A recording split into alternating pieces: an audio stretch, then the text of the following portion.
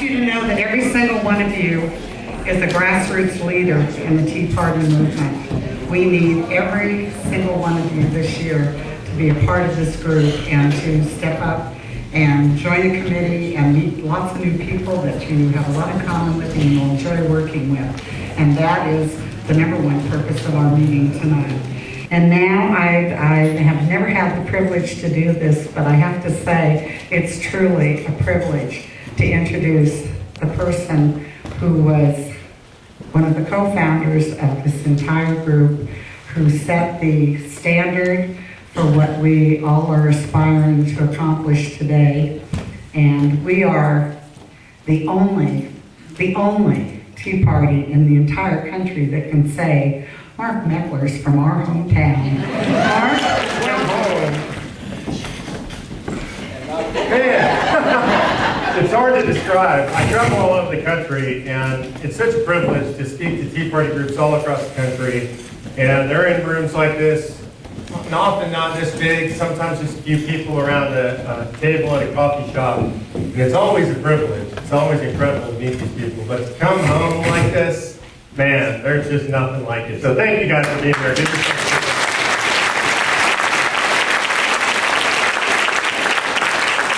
So what I was hoping to talk to you guys tonight about is the core of the Tea Party movement. And I think the core of the Tea Party movement is actually the core of the country. I think the reason the Tea Party movement's been so successful, it has nothing to do with me or anybody else individually. It has to do with the DNA of the country. And the country was founded on an idea. It's unique in human history, really, because most countries were founded as empires or, they were conquest-based. And the founding documents of most countries, in fact, all countries except for the United States, are documents that give powers to a government, powers over the people, essentially. And we have this wonderful constitution that Rick talked about that is actually the only document in human history that is designed to be used as a weapon by the people against their government. Think about that. It's extraordinary. It's totally different than any other government in history. And it's based on a single idea, really. A single word you can boil it down to, and that word is liberty. Again, unique in human history that we have a nation founded on an idea, and that idea boils down to a single word, and that word is liberty. And it's an important word, it's an important idea, and I think sometimes we make this idea too complex. We look back at our history and we read the words of people like Jefferson, and we read the words of Washington and Madison and Adams, and these men were great thinkers, and they're giant historical figures. They've become mythological over time. The reality is, and I might offend some people when I say this, they weren't as impressive individually as they seem to us through history's lens. And I say that not to denigrate their memory at all, but because we have to remember that they were a product of the times. When these men were elected by their peers in communities just like this, all across the country, the people selected those men. That means that these were extraordinary communities. It means that all these people, all these communities were that extraordinary that that's who they chose to be their leaders. Imagine what the country would be like today if we chose people like that as our leaders, right? So it's not to denigrate the founders or the framers that I say these things. It's to remind us that it was the communities from where these people came. That's what was extraordinary about America at its founding. And again, all of them understood liberty. Why did they understand liberty so well? Why have we drifted so far away from it? I know when I studied history growing up, and my memory of that in high school, maybe a little bit in college, there's this incredibly short period in my mind between the first settlement, the settlement at Jamestown, and the American Revolution. It seems short. That's the way they teach it to us in history. It was actually around 180 years. That's extraordinary. That's a long time. And for roughly 180 years, those Americans, those settlers originally, and then those colonists, they were left alone by the crown to pretty much do whatever they wanted. That sounds dandy, except for that meant they had to figure out how to govern themselves. They were given the gift of liberty, essentially, because they were so far away from the mother country, that nobody really could tell them what to do. So these communities had to figure out how to govern themselves. So by the time of the American Revolution, they had been governing themselves for 180 years, roughly. A long time. That builds a certain DNA into a community, into all these colonies, into what became revolutionaries. Around 1843, a young man by the name of Mellon Chamberlain was going around the country and he was trying to find the last living American revolutionaries. And he was afraid that their stories were going to disappear from the face of the earth, and he wanted to talk to them. And one of the primary things that Chamberlain wanted to know is, why did they fight? What were they fighting for? What was the grand ideal that they were fighting for? And he wandered across, ended up crossing paths with a gentleman by the name of Levi Preston in North Carolina. And Preston was 91 years old at the time. He'd been in his early 20s when he came out to fight the Battle of Concord in 1775, obviously very early in the Revolution. And Chamberlain started questioning Preston as to why he was there. 23 years old, young man with a family, went out to risk it all. And so he asked Preston, what is it that brought you out to fight those redcoats? It was the British Army. They were well armed. They were well trained. They were very intimidating. Everybody knew they were the best army in the history of the world. He asked Mr. Preston, what brought you out to fight, Mr. Preston? Was it the Stamp Act? Was it paying for those stamps? Were you outraged by that, the imposition on you? And he said, young man, I don't know nothing about no stamps. I never seen one. And Preston was surprised by that, because historically we're taught, right, the Stamp Act outraged the settlers, outraged the colonists. And he asked Preston, well, was it the tea? Was it what happened at Boston Harbor? Was it the fact that the British were imposing taxes upon the tea? Is that what outraged you? He said, son, down in the country, we never drank no tea. I heard about the boys at the harbor, but that was their problem, not ours. So he said, I don't understand, Mr. Preston. You went out on that field that day in Concord in 1775, and you were willing to fight those men. Why did you go? And Preston said, son, what we meant in going for those redcoats was that we had always governed ourselves, and we always meant to, and they meant that we shouldn't. It was that simple. That's the truth of the matter to most people who engaged in the American Revolution. It wasn't about these huge, lofty ideas that we read in the words of Adams or Madison or Jefferson or Washington or any of the greats that we read. That's not what people were fighting for. Those things were floating around out there and people were reading pamphlets and people were talking about it. It was the idea that we govern ourselves. That's unique. That's who Americans are. And that's what the Tea Party movement is. That's where it came from. It's an idea that we've lost liberty. That liberty is slipping through our fingers every single day. You probably all heard the story of the frog in the pot of boiling water, right? If you boil it slowly enough, the frog doesn't jump out. That's us. That's America today. We're losing our liberty inch by inch. It happens every day. It happens here at home in Nevada County. It happens statewide when they pass a new law telling us what we got to teach our kids. It happens at the federal level every single day. Last year, 47,000 new laws in the United States of America. Each one, in some way, depriving somebody of a little tiny slice of their liberty, some bigger than others, but each one depriving us of liberty. So we all are here, every one of us, whether we agree politically, whether we agree on the same policy prescriptions, I think we would all like to decide for ourselves, wouldn't we? Yeah. I think the fundamental question, for me, and I think for most Americans, and I think this is what makes us unique, is the fundamental question that we should always ask ourselves is who decides? Who decides? Is it a bureaucrat in Washington, D.C., thousands of miles away that tells us what, whether we can have trans fats or what our kids need to learn at school, or is it us here in the local community?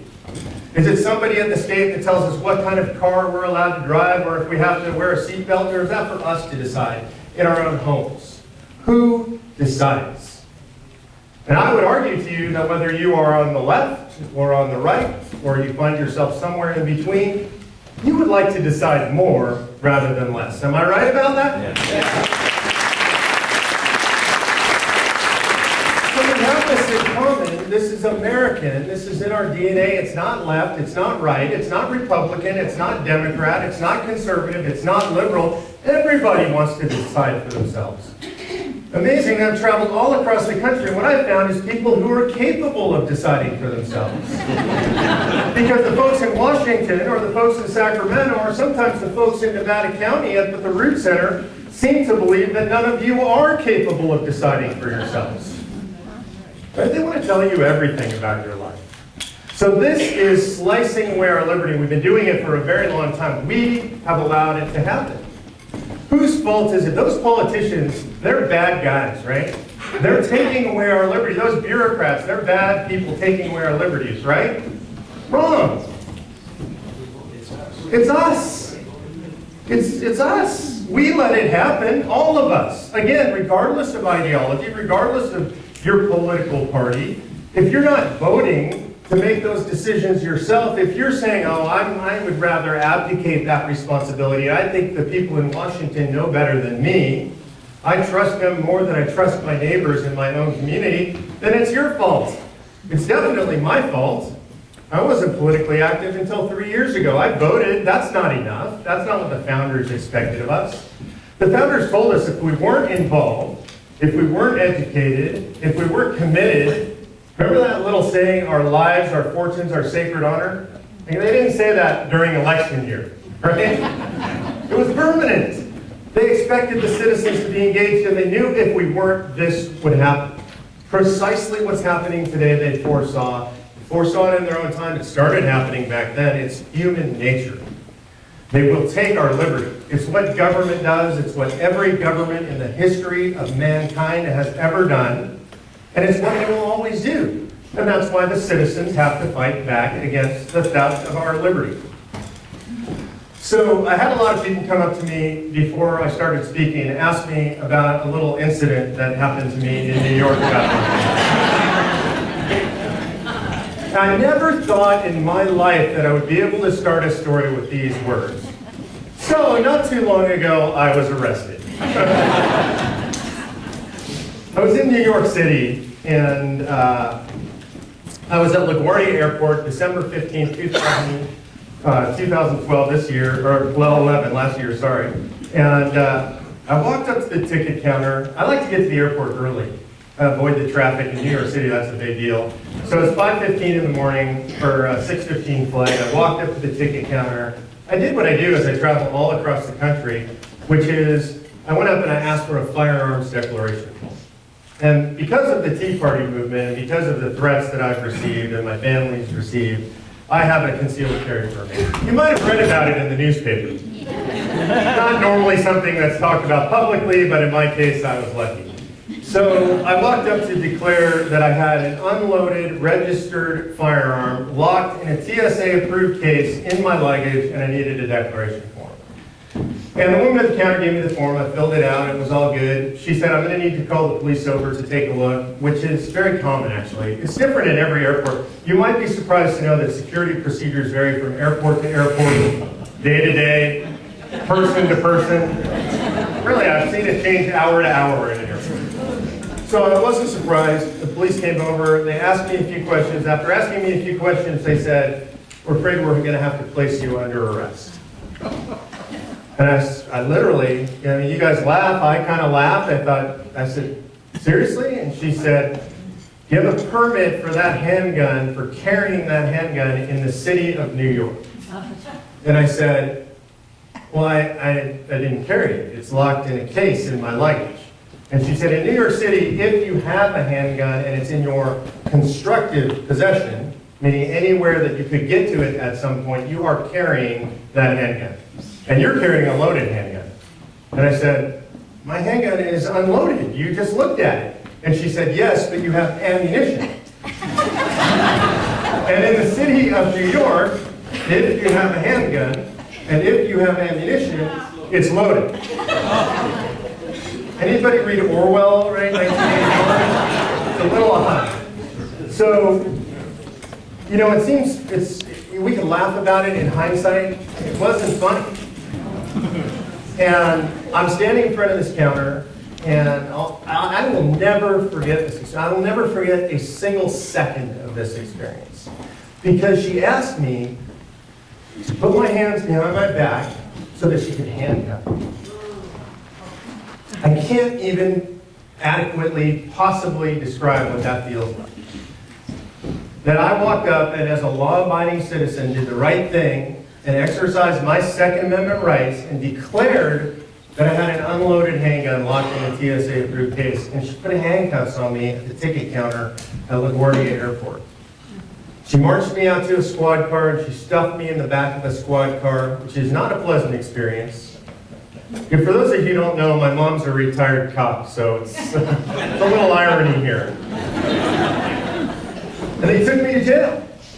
And they processed me through, and you know, one of the things that really stands out in my mind is walking into this building, clearly a government building at LaGuardia Airport, and being put in a cell and turning around, having those handcuffs on, and having them unlock them, take my coat, take all my stuff, and turn around and watch them close that door. I mean, you've probably heard that sound a million times on TV, right? But they always kind of pump up the volume, that cell door closing, and you hear the clang as it slams shut. It's nothing like that in reality. When you're on that side of the door, and they close that door, it's a lot more intense than it could possibly sound on television. Because that's the sound of liberty lost. They've taken it away, it's gone. You're out of control. You have absolutely no control over your own destiny at that moment. So I ended up spending 12 hours in the Queens jail. It took me to Queens, put me in Queens Central Booking. And whatever you're thinking when I say Queens Central Booking, picture 5 times worse, and you're right. Cell looks like it hasn't been cleaned in 20 years. 20 to 40 people in the cell at any one time.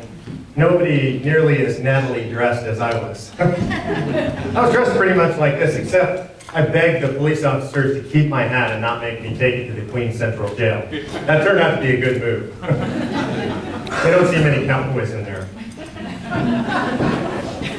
So I spent the day there. Luckily, I called my wife, Patty. It was 3 in the morning here in California when I called her to tell her I'm in jail. Imagine getting that call, right? Luckily, because of who I am, because of my notoriety, I knew some people. And I was able to tell Patty who to call. I knew people in the gun rights movement that would know who to call. And she made some calls, and some incredible friends helped out. And one of my good buddies in Virginia actually hopped a plane, flew down to New York, and flew up to New York, got me out of jail. Got a lawyer. It took 12 hours. I spent 12 hours in jail. And the reason I tell you that story, and by the way, it has resolved. Ultimately, what happened was, this is extraordinary, I pled guilty to disorderly conduct, which is in New York City defined as exercising your Second Amendment rights. And they capped my gun. And this part really burns me. Okay, so it's a violation of the Second Amendment. I think that's pretty clear. The Constitution, I don't know if you guys have read it. I read it a bunch of times after this because I just wanted to know what it said about arms. And it said, the government shall not infringe on the right to keep and bear arms. I looked for the part that said except in New York City, but it's not there. I looked for the part that said except as cities think reasonable. It's not there either. So it's an infringement of Second Amendment rights. The worst part is, it's not about me. It's not because it happened to me. What happened to me is actually easier than what happens to most people. Most people don't know somebody. Most people have to call their wives at 3 in the morning. By the way, this happens to roughly 2 people a day at LaGuardia Airport. All of them law-abiding citizens that go up and declare their weapon. Happens at other New York airports. You might have heard it happened to a medical student at the 9/11 memorial that realized she wasn't allowed to have her own gun and declared her weapon. They do this to people every single day. Most of them have to call their wife and say, honey, I have no idea what to do. Try to find me a lawyer in New York. I mean, it's horrifying. And then in the end, they do the same thing to everybody that they did to me, which is they pleaded down to violation, to a disorderly conduct. Because what are you going to do, fight it? I mean, I don't know. I just didn't happen to have the $75,000 to $100,000 laying around. I wasn't willing to risk 15 years in Rikers Island prison, which is what I was facing. Right? I don't know. I can't do that to my family. They offer you a plea deal or 15 years on Rikers Island. They're going to prosecute you for that. What do, right? You do the right thing for your family. And so this is what they do to people. They do it every day. It happens to hundreds of people. My lawyer's handled over 400 of those cases. Him alone is one lawyer. It's extraordinary. And in the end, so now I haven't committed a crime. They dropped the criminal charges. That's good. I feel better about that. You guys feel better about that? A little better. They keep my gun. Because I'm a criminal? Because I'm a convicted felon? No. Why? Because they can. According to what law? Well, there is no law. There is no law that says that they can keep that firearm. Now, I think that the Fourth Amendment says that they can't deprive us of life, liberty, or property without due process of law, right? Rick's around here somewhere. That's right, isn't it? I thought so. Well, that's my property, right? And there's no process. They just took it. And when my lawyer asked the DA's office, well, so now that this is all dropped, you're going to give Mr. Meckler's weapon back, right? They said, no. And he said, why not? They said, well, because it's our policy. Man, I thought we chased the king out of this country a long time ago. That we are a nation of laws, not men. But that's not the case in New York City. And frankly, it's not the case in a lot of places anymore. A lot of cities or states or the federal government have policies that are not laws and that are not constitutional, but they do them anyway. Hundreds of times a day, all across the country, we're losing our liberty. My story is simply an example of that. It's not about me. It's about the fact that we're losing our liberty. Why are we losing our liberty? Why is that happening? How could that happen in America where everything that we are is based on this idea of liberty? Whose fault is it that we're losing our liberty? You probably know what I'm going to say, right? It's our fault. It's our fault. The founders said that if we didn't protect the Constitution, Washington specifically said the people are the last line of defense for the Constitution. Do you guys believe that the folks in Washington, D.C. or in Sacramento are thinking every day about protecting the Constitution? Seriously? Of course they're not. Is that the Democrats' fault? No. Is it the Republicans' fault? No. It's our fault. It's our fault because we have to defend the Constitution, and we don't do a very good job of it. And I hear something on the right all the time. The Democrats are destroying the Constitution. They are. But the Republicans are too. There's really very little difference. And in a way, it's almost worse from the Republicans because they claim to be the big defenders of the Constitution, right? How many people in here believe that we've got a medical malpractice system that's just a disaster? Anybody believe that we got problems? You guys would like to see medical malpractice reform? Lawyers are running away with things. I'm a lawyer, by the way, so it's okay. You can go off. Anybody think that lawyers are a problem in our medical malpractice system? Absolutely. It's a disaster. So the Republicans in the Senate, in the United States Senate, had a jobs bill, which of course will never get anywhere because Harry Reid won't let it get to the floor, but it contained federal level medical malpractice reform. What do you guys, that's pretty good, right? The Republicans did something right? Yes? Yeah. Yes. Really? Yes. Are you sure? Yes. Federal level medical malpractice reform. That means they're going to tell you here in California, folks in Texas or Tennessee or New York, how to run their state legal system. They're going to cap judgments in the states on the state legal systems. I looked, can't find any place in the Constitution that allows the federal government to do that. Can't find it. Except the Republicans are very creative. They found a clause that they say justifies this. Anybody have a guess what clause justifies this? The Commerce Clause. Yeah, that catch-all clause. It's so tricky, you can do anything with that thing. Now, I know there are a lot of people in this room that were opposed and are opposed to what we call Obamacare. Anybody in here opposed to Obamacare? Now, wait a minute. What did the president and Congress use? What clause to justify? Democrats, Republicans. It's the same thing. None of them care about your rights under the Constitution. But that's our fault. Because we're all sitting here, and I was just the same as you guys. I'm not trying to play gotcha. And we hear medical malpractice reform, and we think that's a great idea. So we say, just get it done. We don't care how you do it. Rick told you guys to pick up the Constitution so that you know what's in there, because we have to. Because they don't know what's in there. And frankly, it gets in their way. They don't like it. They got a great idea that they want to push on you. So they don't care what's in the Constitution, that silly old piece of paper. So our job is to know. What I'm asking you guys to do, they've been talking about education, is to be educated. Read the Constitution and actually understand it. It's not complicated. It's really not. And you should be able to think to yourself, every time you hear a piece of legislation proposed, you should be thinking to yourself, is that constitutional?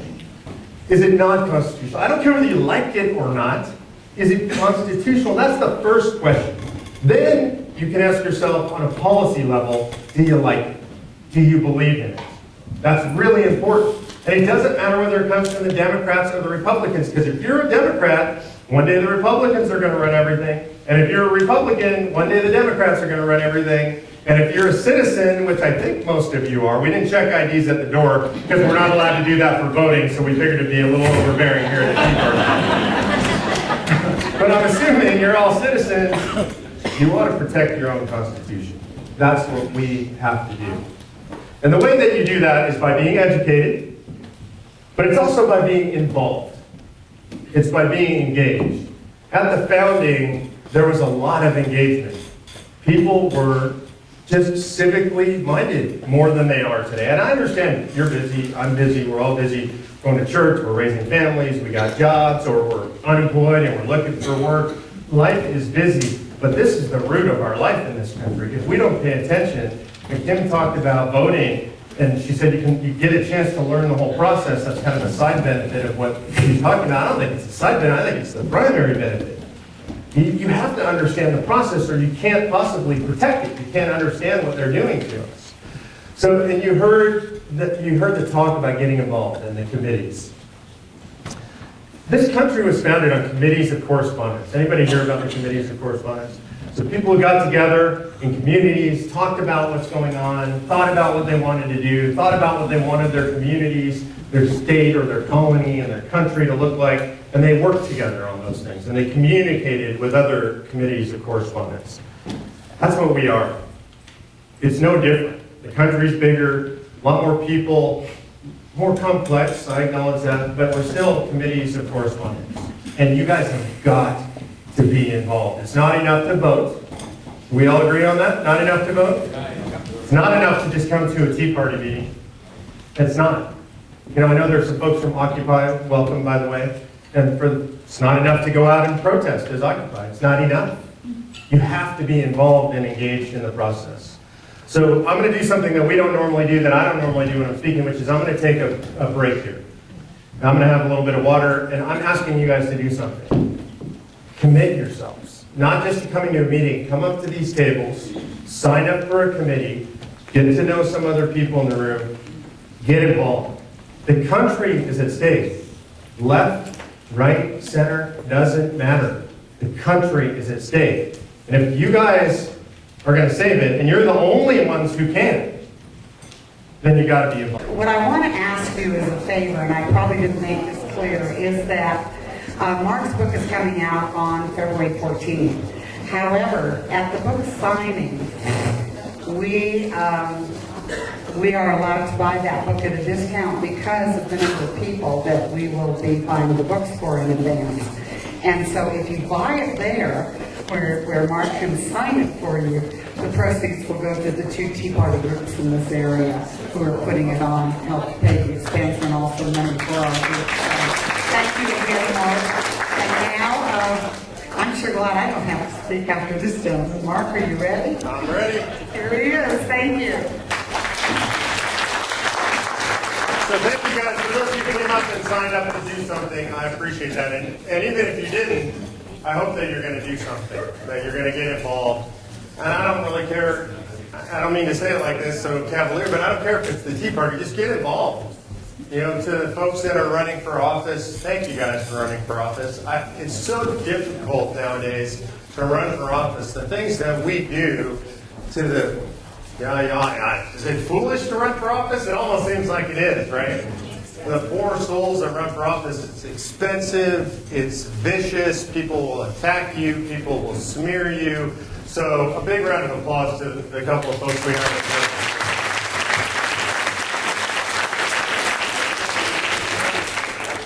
So, I want to tell you guys a story. One of the things that I get to do that's unusual is I get to go to D.C. I should say I have to go to D.C. now and then. And I do it a lot less nowadays, honestly. I used to go a lot more in the beginning of the movement until I realized what it was actually like there. And I don't like to go anymore because it takes me about a week to feel cleansed when I get back to Nevada County. But I got a chance to meet with a lot of people there. A lot of congressmen, and there are some, first I got to tell you, there are some extraordinary people in Congress. People who have dedicated their lives, they're away from their families. So there are, contrary to the fact that I always bash politicians, and I do it roundly and I enjoy doing it, there are some good folks there. People who are really dedicated public servants. And the same is true for some folks that work in government that are government employees. I don't really like public employee unions, that's no secret, but I don't dislike public employees. There are a lot of good people who work for public entities, and they go out and they do the same thing that those of us who are in the private sector do. They get up and they get their kids off to school and they go work hard all day and they're honest and they collect their paycheck at the end of the week. And so it's not about those people, it's a systemic problem that we have. But I saw some things in Washington, D.C. that were just absolutely astounding.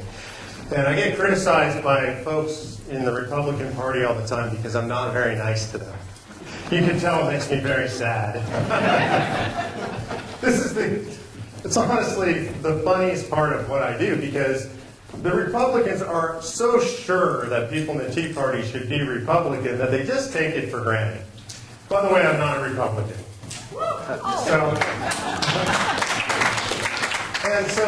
And I don't think that's good or bad. I just made a choice that I don't like being associated with political parties. And it was a long time ago. It's not politically convenient. It's over a decade that I decided I just don't like the political parties. And so in California, we call that by the fancy title of decline to state. So I'm a member of decline to state. That was my first political movement. But I go to D.C. and the Republicans want to meet with us because they think we should be Republican. The Democrats won't meet with us because they want us to be Republican. And so I've had experiences on both sides of the aisle. I had an experience in Nancy Pelosi's office a couple of years ago, and I went to meet with her. And I spent, about 8 hours sitting in her office waiting to meet with her. I'm not exaggerating.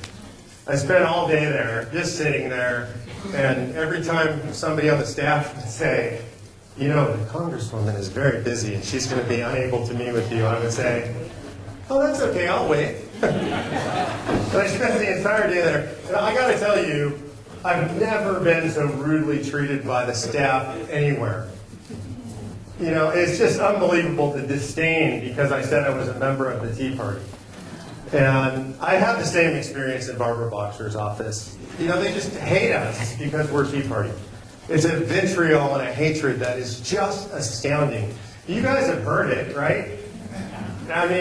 They've called us Nazis, they've called us racists, they've called us anything you can imagine. Terrorists, fringe, radical, jihadis, hostage takers. There are elected officials, right? And whether I like it or not, whether she likes it or not, Barbara Boxer is my senator. This is how they treat us. I think this is something really extraordinary in American history that's taking place right now. And I think it's really scary. When you have elected officials, from the president on down, who feel comfortable vilifying a large chunk of the American population, it's pretty outrageous. Nancy Pelosi on national television said we were Nazis. She said she saw Nazi insignias. Right? To say that about a group of Americans, it's just unbelievable, and it's dangerous. When the politicians attack the people, that's a dangerous situation in the country. It's the kind of thing that King George did. That's what they did. They said the Americans are, they were complaining about how uppity those Americans were. and they were speaking down to the American population. It doesn't usually work out very well for the ruling elite when they attack the population, does it? Not very well. So I've had that experience on the left, but I've also had that experience on the right. I've had interesting experiences in Republican offices. I was in John Boehner's office. I've been there twice. I was there, there's two stories I want to tell you. One is the first time I was in John Boehner's office. He was minority leader at the time. Minority leader's office is just beautiful. It's magnificent. It's what you would expect in the Capitol. The Hansen room for his office, I don't know, 1,500 square feet, cherry wood paneling, ceilings higher than this. It's just gorgeous. And it's what you expect. And I liked it. You feel steeped in history when you're there. So you're walking in, there's, all the signs of everything you can't touch. And one of them says no smoking. And so we arrive at Boehner's office, and his assistant goes in to get him. And he says, no, I'll come out and greet him. And he comes out, and his shirt sleeves are rolled up pretty much like this. And his tie is askew. He's got an empty coffee cup in one hand, and the other hand he's got a cigarette. What? The laws don't apply to them.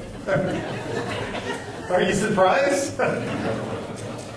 And so he takes us into his office, and we're having a nice conversation with him. And he's got the entourage around him. We're sitting around a little coffee table, and I'm sitting on a couch, and the staff's all there, and they've got their steno pads out, and they're all taking notes. And it comes to what I consider the crux moment in any Washington, D.C. meeting when John Boehner says, so what can I do for you? The favor factory, right? The candy has been put on the table, and now it's my job to take the candy, because then I'll owe John Boehner something. By the way, I call him John. I don't like all the titles they have in D.C. It makes me uncomfortable. Back then, by the way, because he was minority leader, they were all calling him leader. Isn't that a little creepy? Kind of creeped me out. Leader, this, leader. I'm not going to call the guy leader. So I just call him John. As far as I can tell, he puts on his pants the same way I do. So he says, what can I do for you? And when you look at him, there's this long, pregnant pause. And we say, absolutely nothing. And then it's dead silent in the room. And all the guys and gals with their steno pads look up. What do we do? We don't want anything. We don't know what to write down. And he looks surprised and he says, well then, why are you here? And we said, well, we represent millions of people. We just want you to know we're watching. You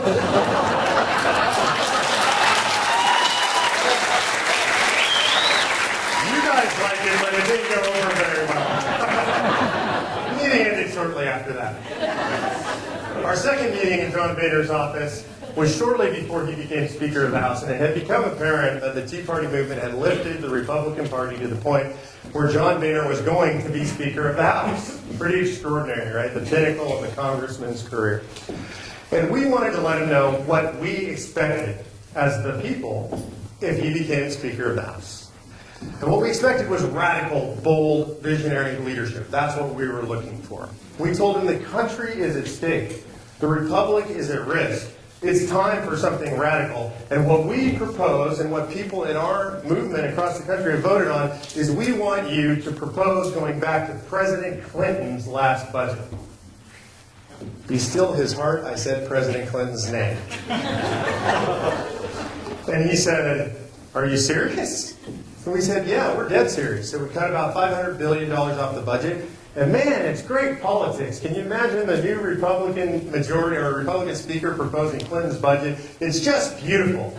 And he took a big drag off his cigarette and he threw his head back and went, well, that sure is radical. And we didn't laugh. But I did look at the other people who were in the meeting with me, and there was the knowing look that, okay, we get it. We know what we're going to get out of the Republican Party when they take the majority. And that's precisely what we've got, isn't it? Have they been bold? Visionary? Great leadership? None of the above. Right? I want to tell a concurrent story. You've heard me talk a couple of times tonight about, I don't really care whether people are left or right or Democrat or Republican. We're all Americans first, and we all believe in our right to govern ourselves, right? So I have a lot of friends on the left. I hope that doesn't offend anybody in here. I have good friends on the left, and I'm working with them more and more across the country. I was recently co-chaired a convention at Harvard on the idea of a constitutional convention.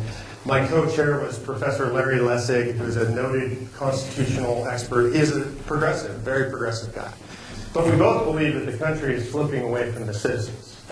And in meeting with guys like Lessig and Cenk Uygur, who used to be a host on MSNBC, now has a show on Current TV, who's a friend of mine, Eric Liu, who runs the Guiding Light Foundation, puts on a big leftist forum up in Seattle that I'm going to be speaking at in March. And meeting with all these people, the most astounding thing has happened to me. I've realized that they are much more frustrated with President Obama than I am. That seems weird, doesn't it? But they have every right to be. Now, when I say these things, sometimes the people don't like what I'm going to say, so I'm going to warn you, you might want to go like this. President Obama was elected on a pretty large mandate. He was a very popular president. He's a historic figure, that's for sure. We should be very proud that we elected the first African-American president. We should be very proud of that. It's really important. Sorry, guys. Seriously, I'm serious about this, right? This is important. This is really important stuff because he was elected on a mandate. He's very popular. He's a historic figure. He had both houses of Congress. What should a president do under those circumstances? Lead. He should lead. And really, what kind of policy should he enact? He should enact very progressive policies. That's what he should do. Policies that I wouldn't like, to be honest with you, because they don't suit my politics. And I'm glad that President Obama didn't do the things that he had the power to do. I'm glad about that. But my friends on the left, they're furious. And they have every right to be furious. They were betrayed. They're citizens who were betrayed by their elected leaders. Anybody in here feel like they've been betrayed by the Republican Party? Yes. We're not so different, are we? See, I believe in citizen governance. I believe in representative government. It doesn't mean I'm always going to like the results, but I believe that people should govern according to the mandate. They should govern according to the reasons they were elected. They campaign on one thing and then they govern according to another. President Obama has been a grave disappointment to most of my friends on the left. And I understand that a lot of us on the right don't see that. We think he's done all these terrible things that we don't like. And I agree with everybody who says that. But I'll tell you, if you're on the left and you voted for him, and you voted for this Congress, and you watched them squander the majority, which I think most people on the left would agree that they did, you feel like a citizen disenfranchised. You feel like just like we do when the Republicans say that they're going to cut $100 billion out of the budget, and then they tell you all that you're stupid and they only really meant $65 billion, and then they compromise and cut $38.5 billion, and then it turns into $111 billion extra spent in 2011 over 2010. You feel disenfranchised, don't you? This is really important stuff. This is the root of the issue to me now. Having been through this political meat grinder for 3 years, this is what I found. This is the truth and the epiphany that I have found. Government has abandoned the citizen at every level, for every political party, and they've done it for their own gain. Because it works for them. It absolutely works. You know, we had in 2010 the largest electoral sweep in the House of Representatives, a change of party since 1938. That's extraordinary. By the way, you guys did that, right? So give yourselves a big round of applause. That's extraordinary. That's awesome. You guys did that. All right? Now, we have primaries. We're dealing with that right now, right? Before the general elections. And in the primaries, in a historic year, does anybody have any idea, if you've heard me say this before, no cheating, any idea how many incumbents in the House of Representatives lost their seat in their primary in 2010? Do you think, raise your hand if you think it was 20% of them. That'd be, 43. 25%? 15%? 4. Every one of them is up for re-election. 4 lost their seats in the primary. It's outrageous. What is it? We don't even have primaries. That's ridiculous. By the way, that's a 33% increase from the historic average of 3.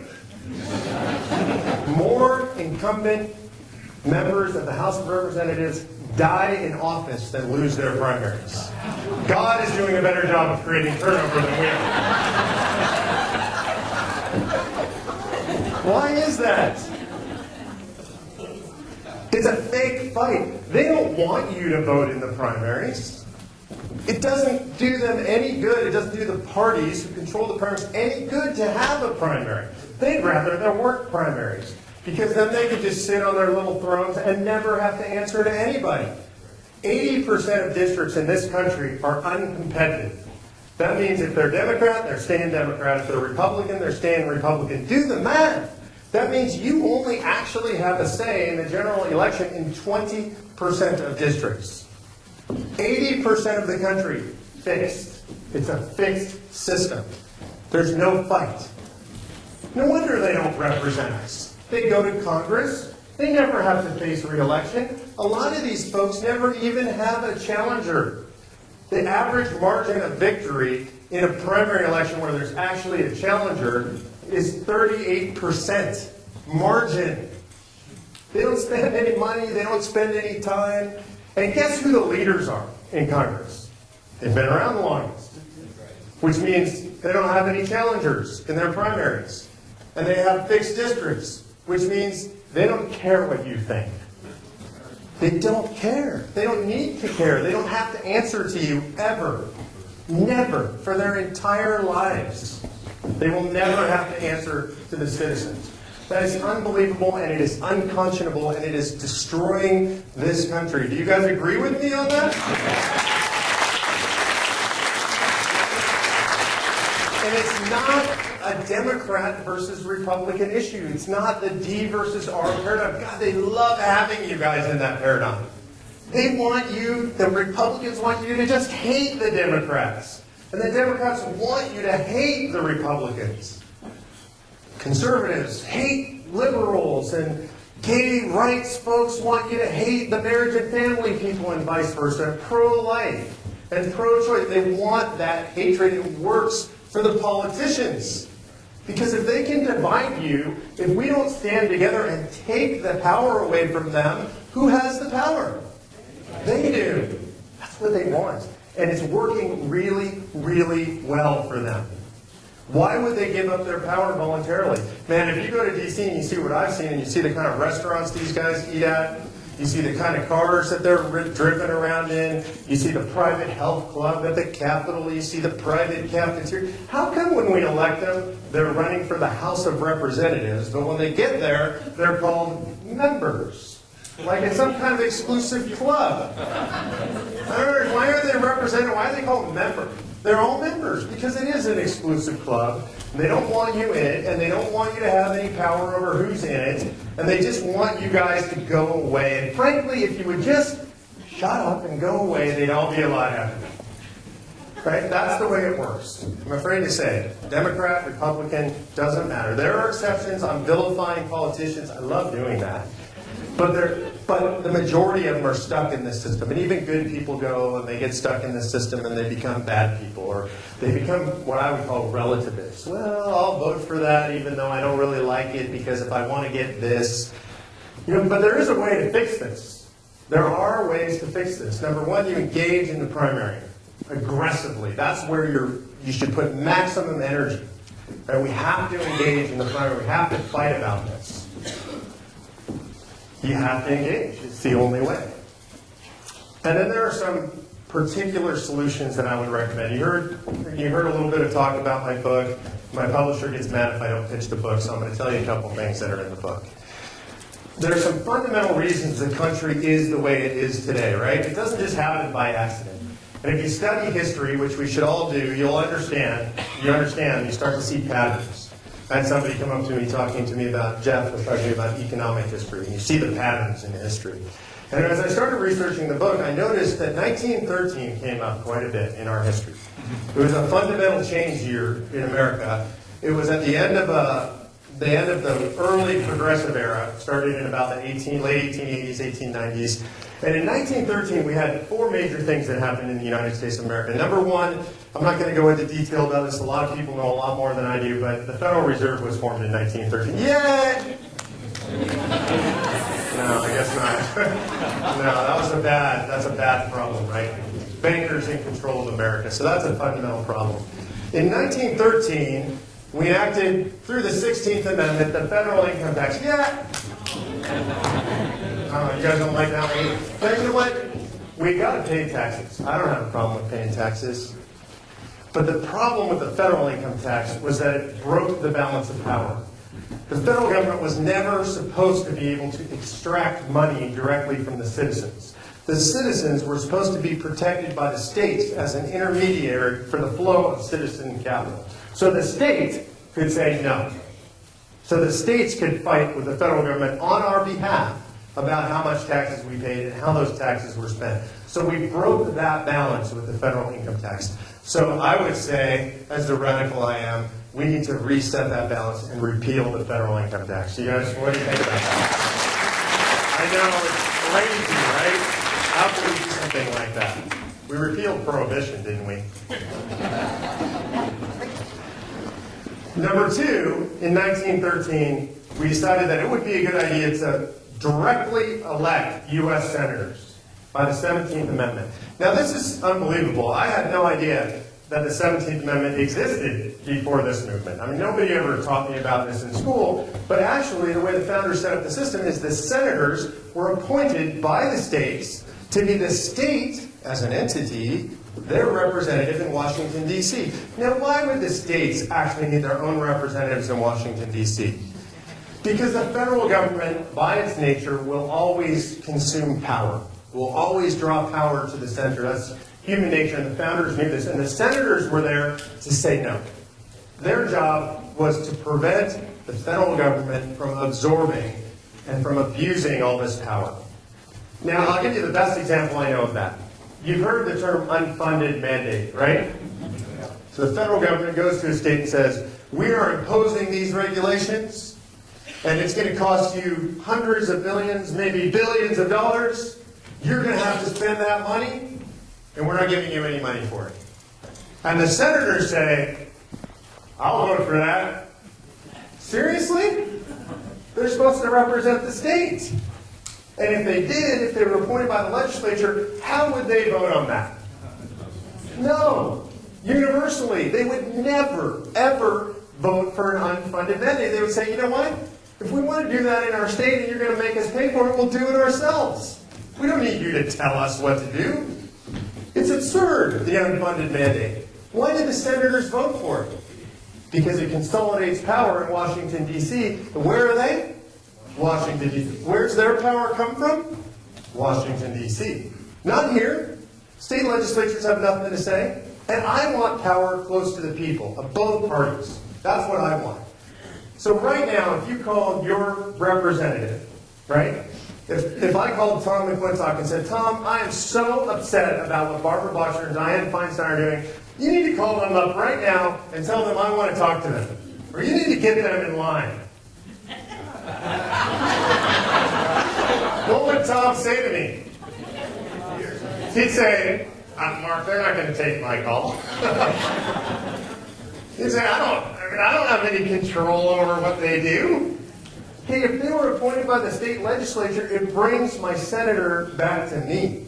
Because I can say to my legislator, I want you to tell the senator this. And he can say, no problem. I will tell him next time I see him. And enough pressure from the state legislature, they're either going to get fired or they're going to do what the legislature tells them. That's how it was supposed to be. It's a critical piece of the balance between the federal government and the states. So I say we should repeal the 17th Amendment. Are you guys with me?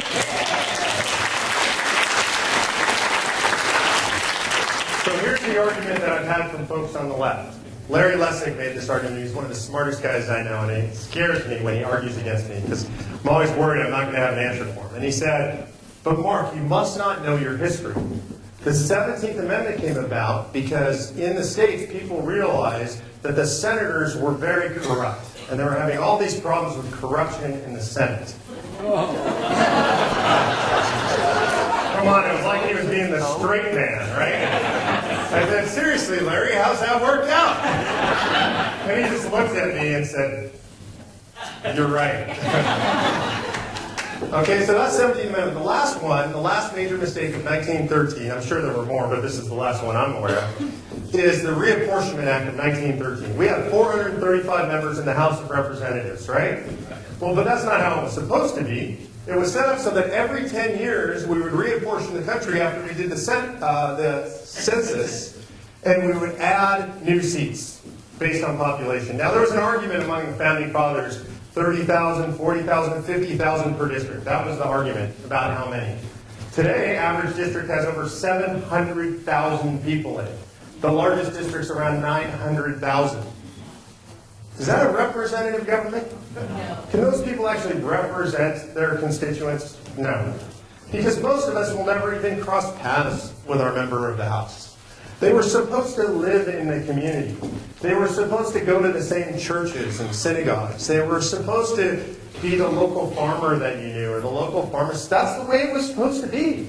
That's what they expected. Because why? Because I want to be able to see my representative at the grocery store and tell him that I don't like what he's doing, or that I really support what she's doing. That's the way it was supposed to be. It's not that way anymore. It's broken. Now, if you reassessed or reapportioned according to the latest census, we have around 4,000 members of the House of Representatives, roughly, give or take a few. That's a lot, huh? It's kind of unwieldy, it seems like, doesn't it? Like, how would you actually do that? I mean, how would they ever agree on anything and pass legislation? It doesn't seem like such a bad thing, does it? It's impossible, people tell me. Too many, unwieldy. In New Hampshire, they have over 1,000 members of their House of Representatives. New Hampshire, it works. It's consistently ranked among the most free states in the nation. And it's correct. They have trouble reaching consensus in New Hampshire. And that's not a bad thing. They don't have near as many laws as most states do. Then people will say to me, well, Mark, you've been to the Capitol. Where would we put 4,000 people in Washington, D.C.? How would you get those people together? How would they be together all the time? And I do the same thing. I go, you mean they'd have to stay home? It's not such a bad idea. What's going on in Washington that we like so much about having those people there? Is it the fact that they're dining with K Street lobbyists every night? Is that why we like it? Is that they're going to fancy parties or driving around in limousines? Is that why we like our representatives in D.C.? Is it because when you call their office, they can say, well, the congressman won't be home for the next couple of weeks, so I can't make it. Is that what we like? Why do we like having them in Washington, D.C. so much? You know there's no law that says that they have to vote from Washington, D.C.? No law. It's a rule. It's a rule by the majority in the House of Representatives. In other words, today, John Boehner can say, it's a rule. Well, we took a vote, 51%. We don't have to vote on the House floor any longer. You can vote from home. I'm proposing that we have a virtual Congress, an e-Congress. What do you guys think of that? God, it's outrageous. Can you imagine they have to live at home in their own communities and listen to you? So these are things that we actually can do. And when people tell you that these ideas, you don't have to agree with these ideas, they're just some ideas. There are a lot of ideas in the book. If you guys think that these are good ideas, don't ever let anybody tell you that they're radical, crazy ideas. Don't ever let anybody tell you that and get away with it. In the 1700s, the idea that you could base a country around liberty is pretty radical, historically speaking. The idea that these country bumpkin upstarts on the new continent could break away from the most powerful nation in the history of the world seemed pretty outrageous at the time. But there were people around who believed in the idea of liberty, who believed enough to sacrifice their lives, to pledge their lives, fortunes, and sacred honor. Those people were around, and they believed in those things, and they were willing to fight for them. You're no different than those people. I want to close with a story about somebody I met because she's a donor of Tea Party Patriots. And one of the things that amazes me is all the people around the country, like you, come out, all the people who work. Thank you guys, by the way, for signing up for committees and stuff. I appreciate that. And then there are people who maybe they're too busy, maybe they're infirm, and they're stuck at home, and they can't participate in another way, and they write checks, and they support movements like this, or other movements, other things they believe in, or write checks to politicians. And I really appreciate those people. And I think a lot of people who are in my position, they forget that those people are actually real people writing checks. Money shows up in the bank account, and when it gets big, I think the bigger it gets, the more people who are involved at my level forget about that. And they see these big numbers and the power and all that stuff that goes with a lot of ego gets attached to it. So one of the things I like to do is I like to look through our donor list and call people. And I call as many as I can. I can't call nearly enough of them. There are over 250,000 people who've given money to this organization. But I constantly look, and I write a lot of thank you letters, but the calls are my favorite part. And I was looking through the list, and I saw this name on the list, Alice, and she lives in Dallas, Texas, and I kept seeing this name over and over. And she was not your average donor. She was writing substantial checks regularly. $1,000, $2,500, $1,500, really extraordinary, over and over and over. I kept seeing this name come up, and so one day I picked up the phone and I called her. And when they answered, it was an assisted care facility in Dallas, Texas. And that kind of blew me away, because I don't know why, I just didn't expect it. And it took about 5 minutes for them to get her to the phone. And so I'm picturing what you would picture. I'm picturing, wow, she's in an assisted care facility. She must have trouble getting around. It's taking time to get her to the phone. And they get her to the phone, and she gets on the phone, and I tell her who I am. And she says, "Oh, I'm so excited you called. I just watched you on Fox News. I can't believe you're calling me." Which it just blows me away. I mean, I'm just a guy. And I said to her, "Look, you're the hero. I can't believe what you're doing. I mean, you're writing these checks to us month after month, and it's just extraordinary to me." And that's why I call these people. I want them to know that they're the real heroes. I could be on Fox or MSNBC or whatever. It doesn't make me a hero. The people who are willing to step up like her are the real heroes. And I said, Alice, I'm going to be in Dallas, Texas next month. And this was probably late June of last year. And she said to me, and I said, "I'd love to take you out to lunch." And I like to do this. I like to meet people like this. It just keeps me in touch with what's going on. And she said, "Oh, Mark, I'm almost 100 years old. You don't want to date me."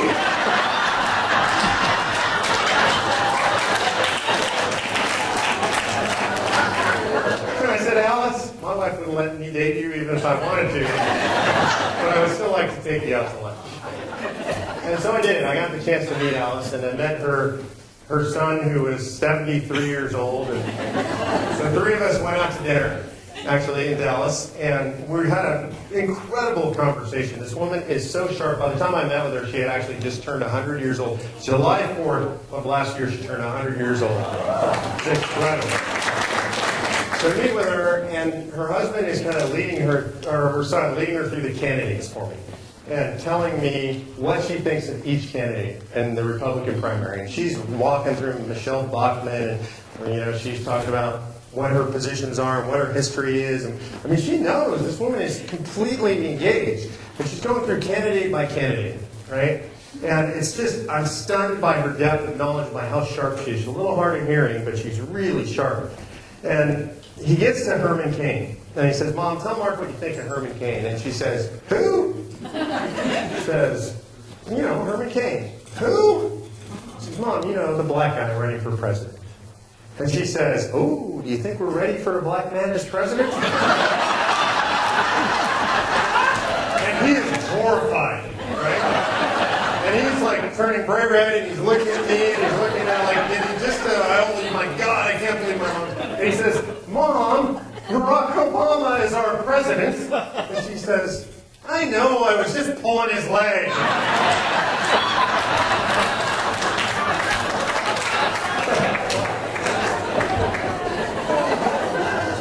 So the reason I tell you that story is because Alice is 100 years old, and she's still fighting for what she believes in whatever way she can. She's still totally engaged. She can barely get around, but she won't miss a day of news. She knows exactly what these politicians are trying to do and who they are, and she's willing to put her money where her mouth is to make a difference. when you meet people like that, like I get the privilege of doing all over the country, from upstate New York down to San Diego, California, you've got to believe, you have to believe that we're going to save this great nation. Do you guys believe that? Yeah. Well, thank you very much for having me tonight. I appreciate it very much. You want any questions? Okay. Thank you, guys. So what we're going to do is take some questions, and nothing's off limits, and I don't care which side of the aisle it comes from. These guys are going to run microphones around so you can be heard. So let's have at it. Let's cause some trouble. That's my favorite part, is causing trouble. You might be able to tell. Anywhere you go. You go, Eddie. Tell me. Do we have any local elected representatives here? Do we have any local electeds in the audience? Is anybody from our board here? Anybody from Board of Supervisors? Elected officials in the audience? You know, this is what we can relate to. So look at that. You've got a couple hundred folks who are totally civically engaged, and none of our current elected officials could bother to be here. Okay, I'm not trying to slam any of them. They might have had other commitments, but it's pretty outrageous that none of them bother to come to a meeting like this, right? Okay, Eddie, over here. Mark, what do you think about the abolish corporate personhood movement? So I don't understand it completely. Yeah, no, I understand the question, but let me answer it the only way that I know how. The question really is about, there are a lot of people in this country that are concerned about the idea that, according to Supreme Court precedent, corporations are people in this country, and they have all the same rights as people. And inherently, when you hear that, it sounds pretty weird. And so there are people who are looking across the country to abolish what they call corporate personhood. And the question that I have is, our entire financial system is based around the idea of corporate personhood, and has been for a long time. What happens if you abolish it? And I'm not opposed to it. I don't know. But what I'll tell you is nobody, including Larry Lessig, who is for abolishing corporate personhood, has ever been able to tell me what would happen to our financial system if we abolish that. Well, I don't know the answer to that either, but the point of the current movement is to overrule the Supreme Court, which just ruled that in Citizens United case that corporations can give unlimited funds to elected. So let me explain to people how those two things connect. She's talking about the Citizens United case recently ruled on by the Supreme Court, which said that corporations can give unlimited funds, and it's not to candidates specifically, it's in campaigns. And it's really issue campaign 527, you might have heard of it as sort of issue advocacy. So if you say a corporation is a person, and that isn't state of the law right now, people are allowed to do that. And so you would have to say that corporations are not people. That ruling, in my opinion, as a lawyer, and I have to spend a lot of time with it, is absolutely correct. The question is, do we believe as a society that corporations should be treated as people? If we don't, then we need to fix that. But one of the things that I would disagree with you and I would argue with you is you can't say that we need to do this if you don't know what would happen, or if you don't at least are not able to posit what would happen. To me, it's just when people ask me, I say I want to abolish the 17th Amendment, I've thought through, well, what would happen if I did that? What would the results be? I may be wrong because we can't predict the future, but to me, it's not responsible for any movement to propose abolishing or instituting something when they can't at least theoretically tell you what's going to happen if you do that.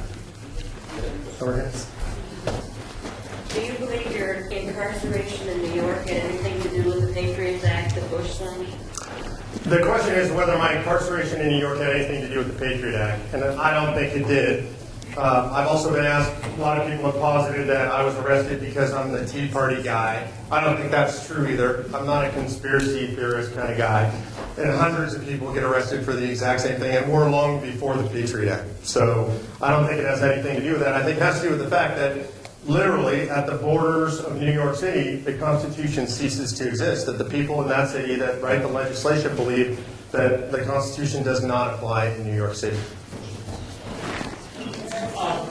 One of the things that the first Tea Party was about was middle class tea merchants' anger at the collusion between the government and the business.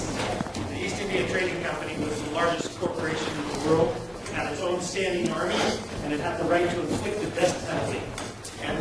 talk about ordering troops in our homes, those were East India Trading Company troops, not British troops. So where do you feel on that issue of large, powerful, undemocratic corporations?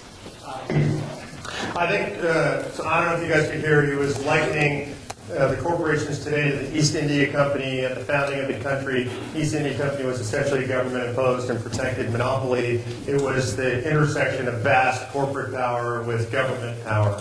And so the question is, where do I stand in regard to that today? And the answer is, I think we have a huge problem in this country with corporatocracy. I think what we've got is we've got the intersection of big corporations and big government, and it's a really horrible thing where the citizens lose.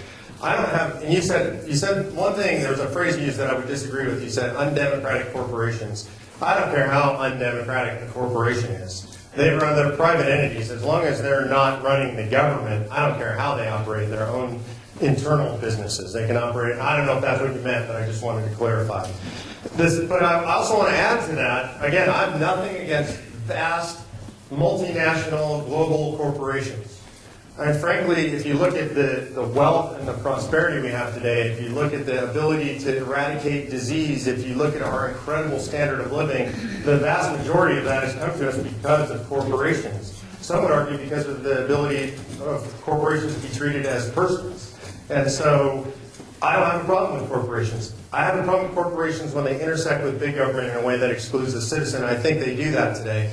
But I think there's another piece to that puzzle, and this is where, again, myself and my friends on the left sometimes part ways, and I think it's very unfortunate because I think they're not true to reality, which is the exact same thing is true for the intersection of big union and big government. It's identical. So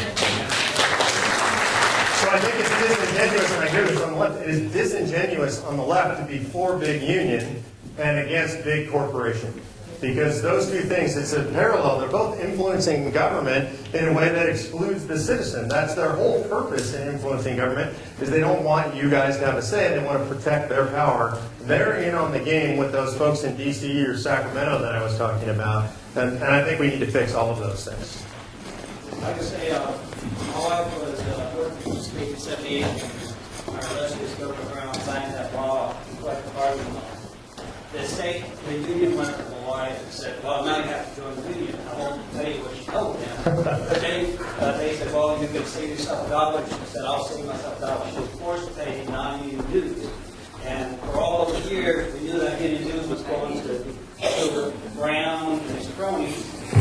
And so we never appreciated it. A lot of people we know are employees that aren't happy with what's going on. And I was going to say, too, I read recently an article that when Governor Walker got rid of the public unions, and now they had voluntarily joined the unions, less than 90% or more than 90% of the public employees did not go back to the unions at all. A lot of other employees do not want to have anything to do with the unions. We're the ones going to, but the law forces them to do it. So I hope you guys can hear basically what he was talking about is forced union membership and public employee unions in general. I'm actually historically a big fan of unions. If you read the history of this country, it's hard to imagine what a terrible place this country would be for the average working man and woman without our history of unions. I mean, really, it's extraordinary. And people put their lives on the line to form the unions. There was violence against them. I mean, it's an extraordinary history. And they serve an incredible purpose in our history that's undeniable. Like every large entity, there will come a time when they outgrow their original purpose.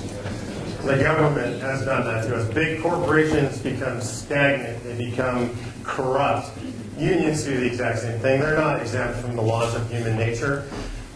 And so, but I don't really think in the case of private unions that that's government's business. Private unions should be able to do what they want. I'm a huge fan of right-to-work states. In other words, you shouldn't have to belong to a union to work anywhere. That should be a voluntary thing. The idea that anybody, anywhere, under any circumstances could compel you in the United States of America to join anything is outrageous. And so I'm a huge fan. We should have right to work now. That's a liberty issue. But I'm going to make a distinction between public employee unions. I don't like public employee unions. I'm being perfectly frank. Franklin Delano Roosevelt is one of the greatest champions of unionization in the history of this country said that they have absolutely no place in the public sector. It breaks the balance. If you think about how a union works in a private company, you have management and labor, and they sit across the table from each other, and in the middle is the company. And to both sides, if the balance is right, preserving the company is the key. Because you can't get richer wages and richer benefits from a poor company.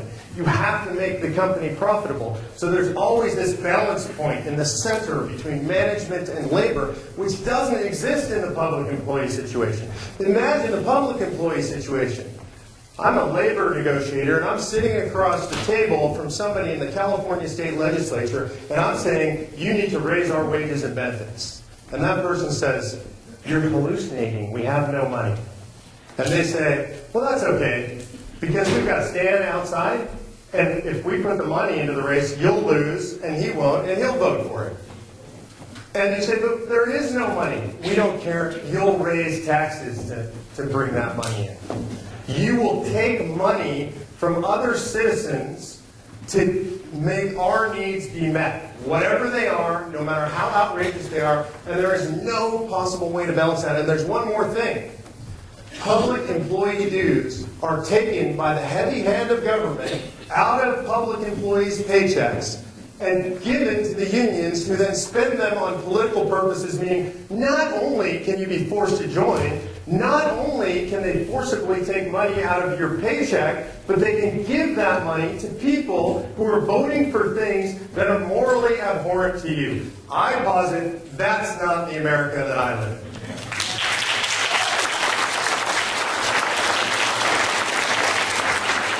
Mark, would you share with us your thoughts on term limits?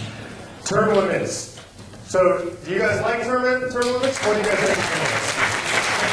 So I have a really unique perspective on this. The last couple of days I spent with a guy by the name of Eric O'Keefe. And Eric is one of the pioneers of the term limits movement.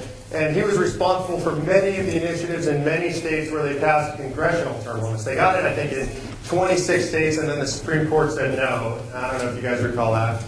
And so out of that movement spawned a lot of the state term limits movements. And if you ask Eric, and I consider him the greatest living expert on the term limits movement, it pretty much hasn't worked.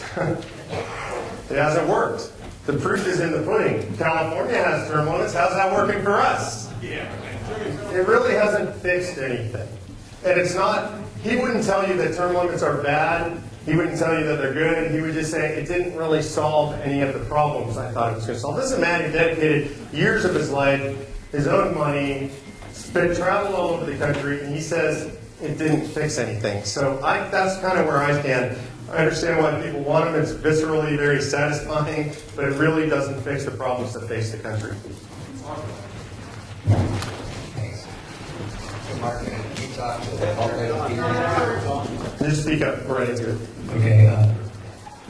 I'd like to get your feedback, since you talk to a lot of people all over the country, even progressives too, about what to do with the money supply with the Federal Reserve. And let me just give you a few examples. There's some progressives that like this conservative bank in North Dakota. It's a state bank. So there's some overlap there. There's Ron Paul who wants to end the Fed, and then the Dennis Kucinich has a bill to nationalize the Fed. I know that I think there's a lot of ideas out there, and I'd like to hear your opinion about what you think is practical and what might happen and what you personally think. Okay. So the question, if you guys couldn't hear, is really about what I think about the monetary system and how to fix the monetary system. I apologize, I'm not that smart. I mean, that's really my real answer. I mean, I can tell you where I see some problems. Like, one of the things that I really don't like is that most people don't realize that when the Fed, when they print money and put extra money into the supply, that's a tax. And we complain when taxes are raised. A lot of people don't like taxes going up. But every time they print a dollar, it reduces the value of the dollars in your pocket. And the benefit of that printed dollar belongs to the federal government. It's exactly the same as a tax. So I don't like that. I don't like that the Fed can do that. I don't like that they can create inflation or deflation. I don't like the fact that it's not transparent, that we as the citizens don't know what goes on in there. We did a partial audit of the Fed recently and found horrible things. but the Fed's never been fully audited. And they fight a full audit, saying it would politicize the Fed. So honestly, Jeff, and I apologize, I'm not confident out, I just don't know the answer. And one of the things, I get asked questions like this all the time. What would I do about this or that policy? Look, I'm just like you guys. I come from Grass Valley and not some big smart dude. Right? I don't know the answers. I think that all of us collectively know the answers. I think there are guys like you who've studied it. There are people out there all over the country that have the answers. And we need to rely on the American people. We need to allow them to make those decisions. And right now they're not being allowed to. So I'm going to go to other questions, but I have to call on my mom because otherwise I'll get in trouble. Can you talk about the healthcare compact? So she asked me to talk about something called the Healthcare Compact. And how many of you in here have heard of the Healthcare Compact? Okay, so not many. This is really interesting. Article 1, Section 10 of the United States Constitution says that, and it says it in the negative, that no state shall enter into an agreement with another state without the approval of Congress. So that means we can enter into agreements with other states. Each state has that right. It's been done over 200 times in American history. It was originally done as a way to set borders between the states. It really had nothing to do with the federal government, right? I mean, Texas and Oklahoma want to set their border. It's not a matter for the federal government to decide. But we do need the federal government's sanction on that border because we're all part of the federal property here. So they started setting borders. They manage waterways this way. Boy, just thinking about it, I got arrested by the New York, New Jersey Transit Authority police, so that's under a compact. So we have these compacts all across the country, and some very smart people, a lot smarter than me, came up with the idea to use this compact to take power over healthcare, over our own healthcare. This is a unique idea. Now, most compacts are very thick documents that regulate waterways. The Colorado River, by the way, is governed under a multi-state compact. So what about the idea of governing our health care under a compact between the states? And so we drafted up, and the Tea Party Patriots are part of this, they drafted up what we call a thin compact. I think it's 2 pages. Basically what it says is, all decisions over health care shall be made by the states that enter into the compact for the members, for the citizens of their own state. And all the money that now goes to the federal government for health care shall be blood granted back to the states. What a novel concept. Our money stays in the state. That's pretty good, right? Now, that was, a lot of people derided us. They said, that's crazy. The compacts are not used for that. It'll never happen. It can't be done. We passed it in 4 states now. Right? So it's happening across the country. Now, there are folks on the left who will say to me, you know, maybe they like Obamacare and they're scared about this idea. And what I tell them is, well, if California wants to be a single-payer state and it's in the compact, you have the absolute right to do that. It's whatever your state wants to do. That's the beauty of it. And it was a Supreme Court justice in the late 1800s who coined the phrase the multi-state laboratory. And that's the best thing we've got going in the United States is if California does one thing and New York does another and Massachusetts does another, we'll figure out what's going to work out. It is impossible to design a healthcare system to serve 300 million people. There are no human beings that smart. There are too many moving pieces. It's too subject to corruption and corrosion. It is broken from the start no matter what. Under the healthcare compact, the states who enter into it would be able to decide for themselves. They'll have the money. They decide for themselves what they want to do for it. Yesterday I was in Arizona, or the day before I was in Arizona, and this guy Eric I was telling you about was meeting with the governor's staff. It's a Republican House and Senate in Arizona where they passed the healthcare compact. She vetoed it. She's a Republican governor. It's astounding. And we met with the governor's staff, and this is what they told us. Yes, we know that the federal government's Medicare and Medicaid are broken and are going bankrupt. We believe that within 5 years they will be bankrupt. We know that. We understand that you're telling us you would like to block grant money back to the state to allow us to take care of our seniors in the way that we believe is best. We understand that. We understand that it would give us, as Arizonans, complete control over our own health care decisions and that we generally do a better job than the federal government, but we'll veto it if you pass it again. You know why? Because the system's going broke and we don't want to be blamed. So we would rather give it back to the feds in Washington, D.C., let our seniors be punished, but we won't get blamed. This is what goes on. Again, she's a Republican governor. Right? So I'm not blaming Republicans or Democrats. They're all the same. And so that's what the healthcare compact is. We're trying to pass it. They'll pass in probably 7 or 8 more states at least in 2012. It's going to get passed. It's going to go to Congress, and ultimately, you guys are going to force them to sign it so that you can control your own health care in every state. Are you guys for that? Do we need close? Close? Okay, one last question over here. One last question. Mark, my name is Randy Hansen. I am a county. I am a former county supervisor. I was on the board at the same time as Randy was on. Thank you for your service. And I think one of the statements you made earlier about getting involved at the local level is probably the most important thing you could have said since we live in Nevada County. I know when Fran and I were on the board, we held back fines and forfeitures to the state, and you couldn't believe the kind of fines we got from all the other counties, including the two organizations that represented the Board of Supervisors. Okay, you thought you were taking money from kids, okay, well, the way it would work. But you have to fight. You have to fight at the local level.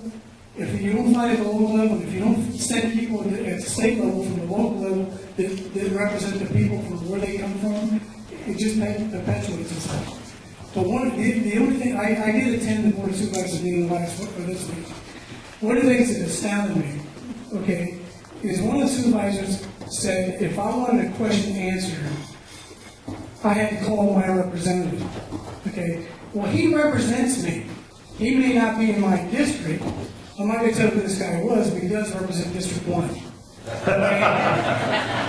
I might know who that is. Okay. And the reason why I got upset is because I found out that now, if you need a passport, you can't get it from the county. You have to go to the post office. Okay?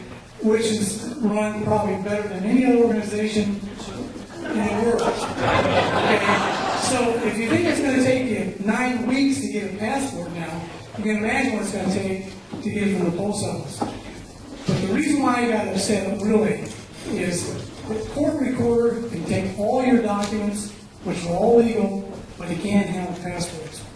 And those are the things I think that the Board of Supervisors ought to be fighting the state and the federal government on, because you're talking about taking a little bit of freedom away from the locals. That's exactly what's happening.